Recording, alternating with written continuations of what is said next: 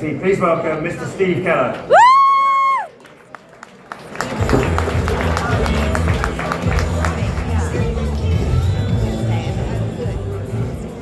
Walk-up music, I love it. Thank you for sticking around to the very end.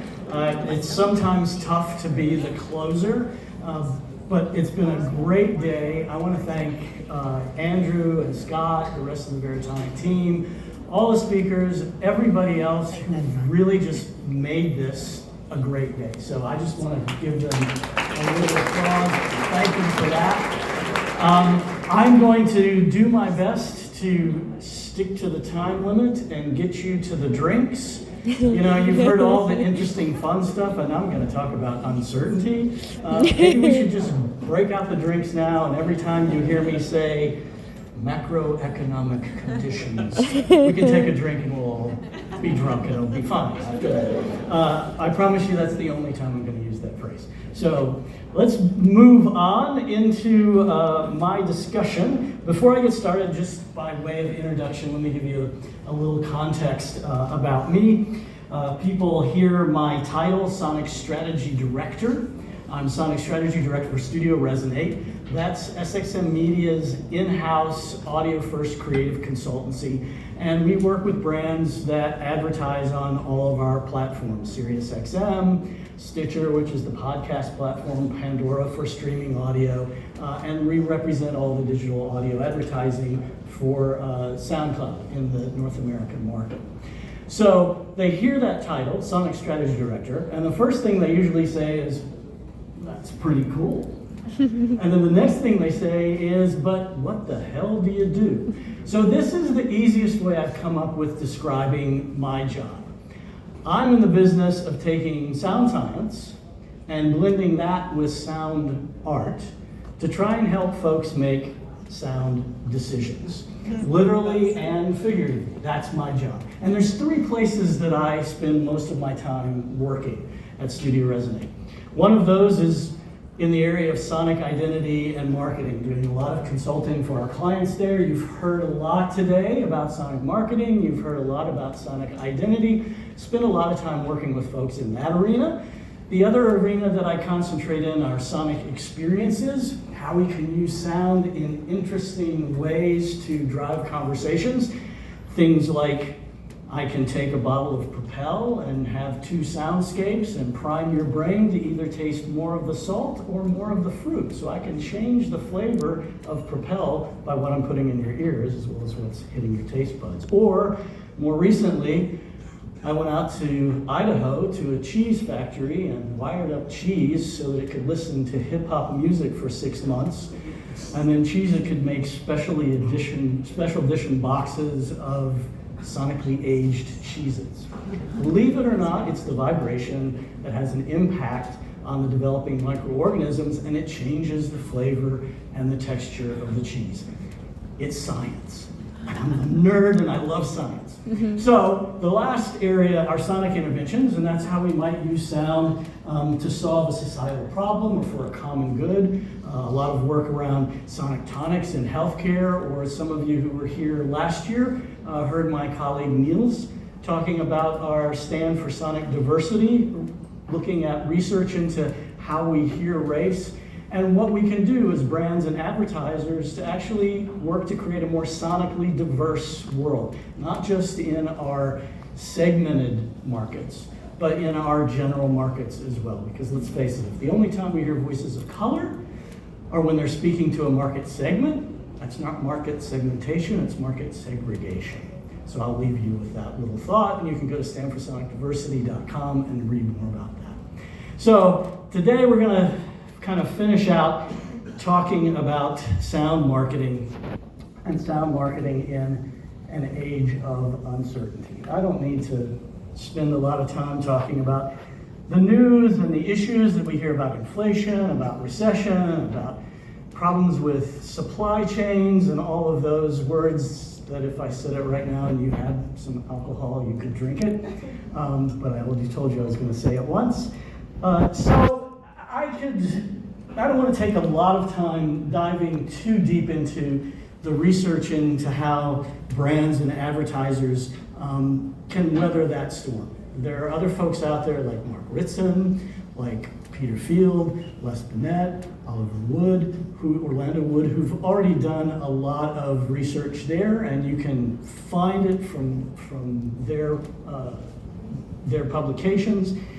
What I want to do is just kind of glean what I think are 3 important principles to think about, and then I'm going to reframe those in a sonic context for us that I think are really important to think about. So, the first principle is use your voice.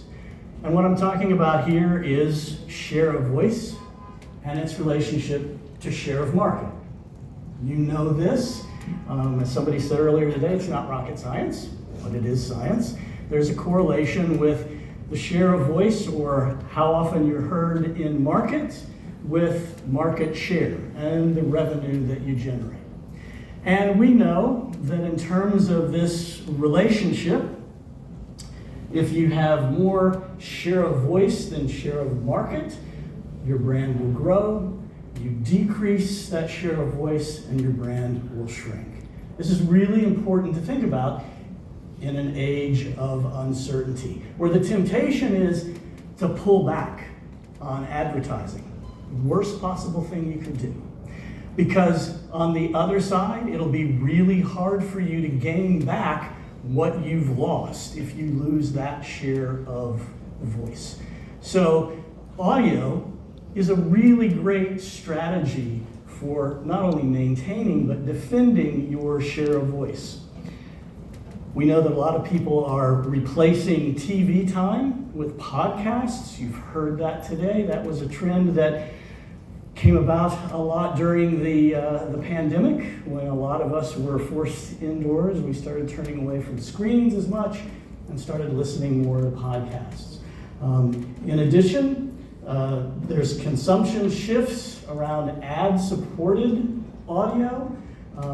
You've seen Netflix now adopting an ad-supported model, so even on the video side, this is more and more accepted and expected, so consumers will listen to free stuff, and they're okay with getting audio advertisements as a result of that.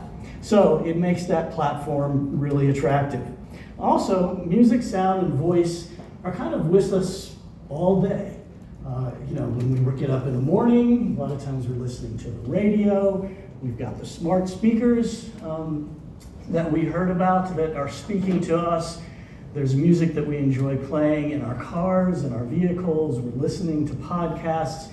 There are all these multiple touch points. And I think that's important to realize too. A lot of times when we talk about digital marketing and we talk about audio and we focus on advertising and delivering ads, we tend to forget that there are other ways we can create sonic experiences that can really help build our brands.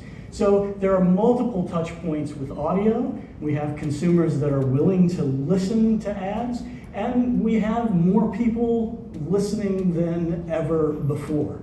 So these are all ways that audio really can give us an advantage to our marketing bucks. So if you're thinking about shifting dollars around, audio is a great place to put them. You can find a lot of great deals at this point in time in terms of your media spend and your media dollars. Certainly if you're using sonic assets, those are things that can build memory and mental availability. You can transfer a lot of these ads into different platforms and into different media. And so it's just a great way, using your voice, defending your voice. The second point that I want to make is to think about going long. This is again some research from Peter Field and Les Bennett. Most of you, particularly if you do any work with strategy, are familiar with this. Peter and Les looked at 2 different kinds of advertising messaging. One was sales activation, which tends to be transactional. Sometimes we call that performance marketing. And the other were messages that were designed to build the brand, kind of looked at more of emotional connection, building the brand over time.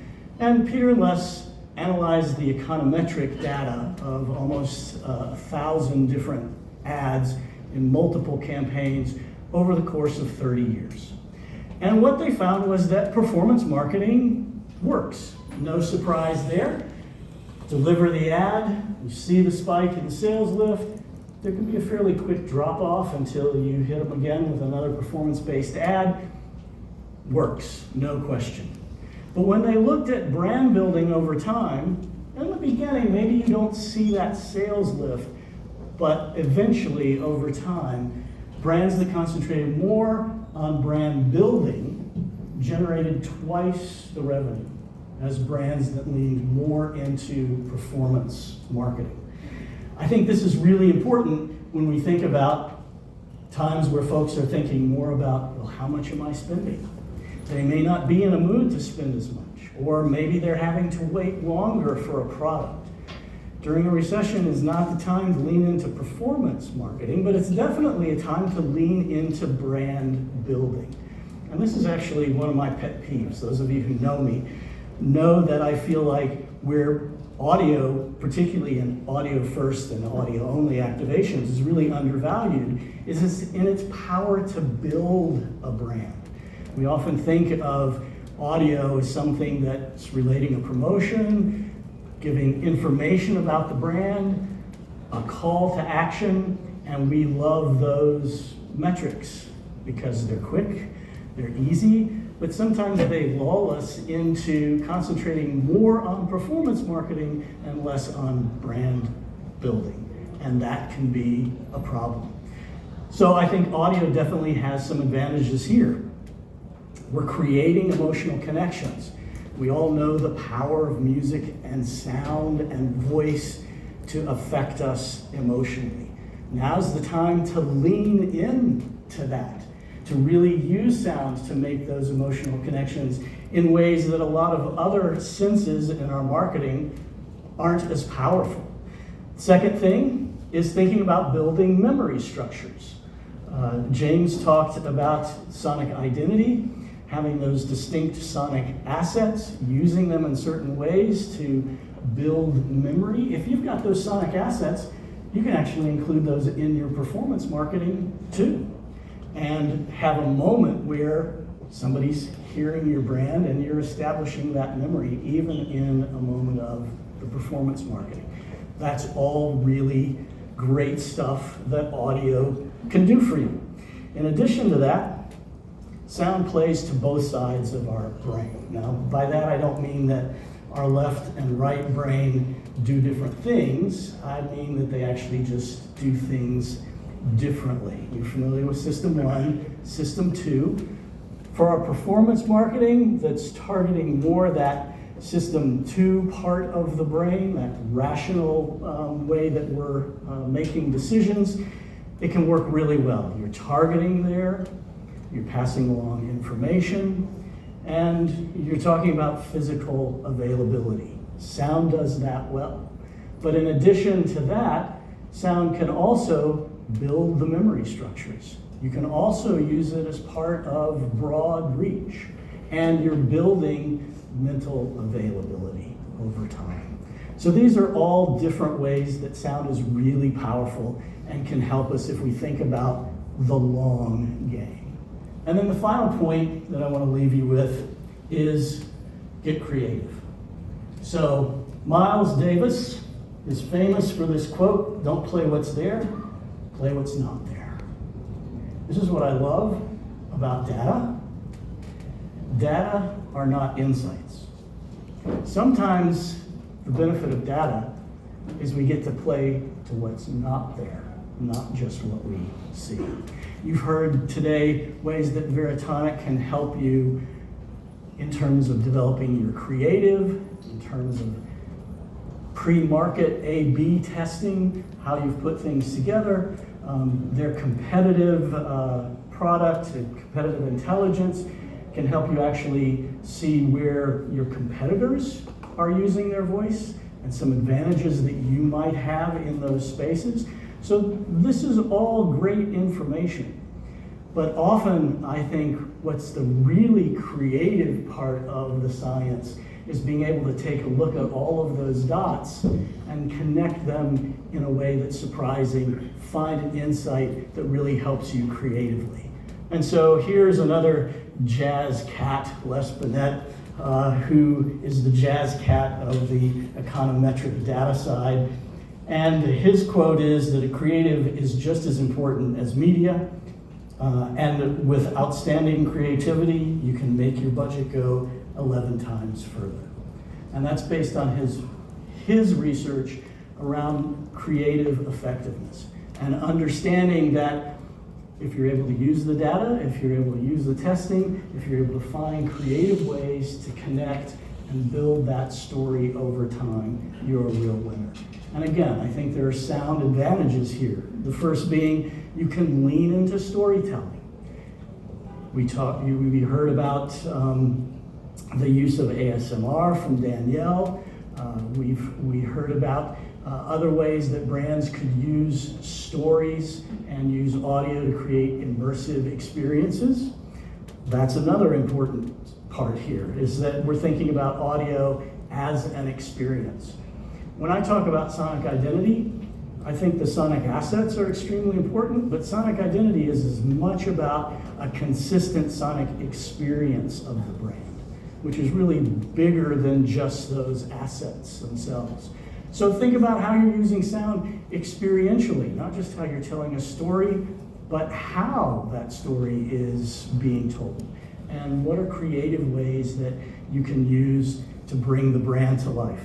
In addition, you can do other things that you can't do in other media. You can take advantage of variable lengths. You could have a spot that's 30 seconds long. You can have a spot that's 6 seconds long. You could have these spots doing different things. Because of data signals, we can understand contexts in which our audio is being delivered. So we can think about how we can dynamically adjust the audio in all of these contexts. And finally, using tools like Veritonic, we're able to really optimize. We're able to find out which piece of music, with which voice, against which script, with which sound design actually leads to the best results. So use the science and use it to help you make creative decisions. I thought Thad gave us great examples today about the amount of content they produce and using Veritonic to A/B and finally being able to hone in on what were the consistent elements that were tried and true for them over time. So this is just my way of just kind of closing the day out to actually say in a positive way, yes, we're in a time of uncertainty, but it's also a time when I think audio can shine.